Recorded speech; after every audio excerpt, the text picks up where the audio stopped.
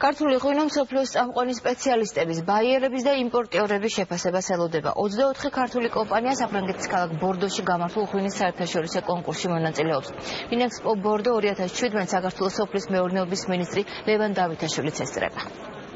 განსაკუთრებით მნიშვნელოვანია ჩვენთვის ლევანდელი მონაწილეობა, იმიტომ რომ იცით, რომ საქართველოს წელს იქნება პირველი მოწვეული ვენახი, სწორედ ბორდოში, ღვინის ცივილიზაციის მსოფლიოს ცენტრში და ზუსტად საქართველოს ქართული ღვინის მებრძოლისთვის ეს არის ძალიან მნიშვნელოვანი შანსი ქართული ღვინის სწორად წარმოჩენისთვის და ქართული ღვინის კულტურის კომუნიკაციისთვის. წელს განსაკუთრებით დიდი დატვირთვა ეძლევა ამას, იმიტომ რომ საქართველოს ბორდოში გააგრძელებს ყოფნას.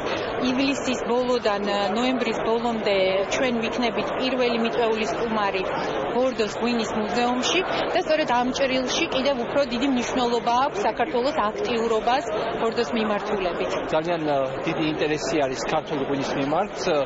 აქ მოდიან ევროპელი დაინტერესებული სომელიეები, ღვინის ყიდველები და უბრალოდ მოყვარულები და ვთქვა, რომ ეს გამოფენა არის ერთ-ერთი შთაბეჭდავი.